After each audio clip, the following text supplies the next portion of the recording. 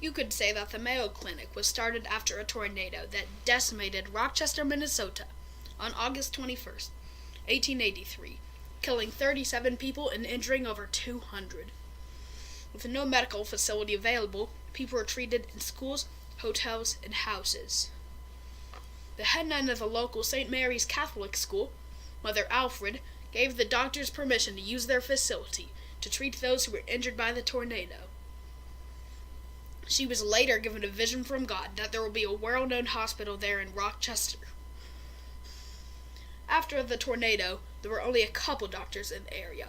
One of those doctors was William Worrell Mayo, whom the nuns selflessly raised money for in order to build a hospital. In 1889, the dream became a reality, and St. Mary's Hospital opened its doors. The nuns were the caretakers and nurses of the new building and patients. William Worrell Mayo led St. Mary's Hospital with a philosophy of treating people, not diseases. He was so dedicated to his patients that he would even visit them at their home during snowstorms. William Worrell Mayo and his wife, Louise, had two sons, William and Charlie Mayo, better known as the Mayo brothers. Charlie and William Mayo started helping their father at a very young age, which sparked their interest in medicine. So they both enrolled in medical school, but later pursued different specializations. While Charlie specialized in disorders of the head and neck, Will specialized in gastrointestinal conditions. While both were strong believers in collaborative medicine, which is gathering and sharing information with other doctors across specialties. For example, both brothers studied under Joseph Lister and learned groundbreaking information about how germs can cause infections. The first case at St. Mary's was a removal of a cancerous lesion from an eye, and Dr. Charlie was known to perform many urgent, life-saving surgeries at the hospital. In fact, no hospital on the continent had performed so many important surgeries at the time. Amazingly, during the first 400 surgeries, only 2 patients died. And by 1892, the Mayo brothers had confidently and completely assumed responsibility for the clinic. Around this time, the Mayo brothers also hired a female doctor. And they also installed an observation deck, from which visiting doctors would learn their techniques and share their knowledge during surgeries, which was also a form of collaborative medicine. And every year, one brother would leave to go observe surgeries elsewhere around the world, and would then apply what they learned. They took their profession so seriously that Dr. Charlie and his wife, Edith, observed surgeries even on their honeymoon. In 1901, the Mayo brothers hired Henry Plummer, who brought to the Mayo Clinic a knowledge of blood testing. Shortly after Plummer arrived at the Mayo Clinic, the doctors began keeping journals about each patient's medical care.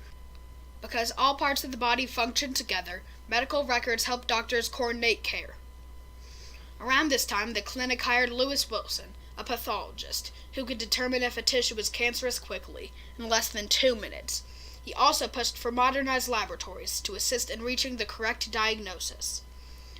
This practice was crucial so that surgeries were more efficient and safe.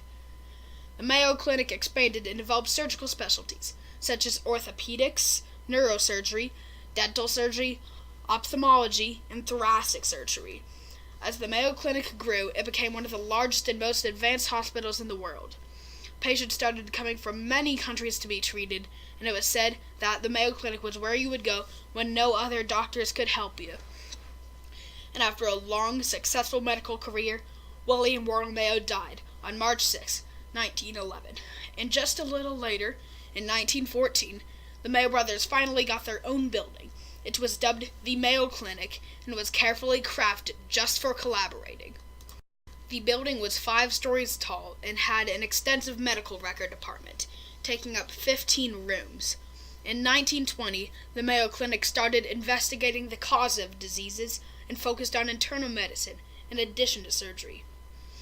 As an example of this, in 1922, the clinic tested insulin to treat diabetes, and in the mid-1920s, the hospital continued to grow, and St. Mary's added a new wing onto the hospital. And sadly, in 1928, Dr. Will performed his last surgery, and Dr. Charlie stopped soon after. Along with its 2 other locations in Jacksonville, Florida, and Scottsdale, Arizona, which both opened in the late 1980s, The Mayo Clinic is still known to be one of the most advanced hospitals in the world, visited by more than 1 million patients a year. Some recent developments show that the Mayo Clinic will do whatever it can for its patients, even if it is not cost efficient for the hospital. The Mayo Clinic is dedicated to not only patient care, but research and education as well. This is represented by the 3 shields of the Mayo Clinic logo. In the discipline of education, the Mayo Clinic opened a medical school in 1972, and they train thousands of medical residents every year. Research at the Mayo Clinic has led to the invention of numerous surgical instruments that are still in use today, including the Mayo scissors, the Mayo stand, the abdominal retractor, the Adson pickups, and they performed the first heart-lung-liver transplant in the United States. They also introduced the first CT scanner to North America.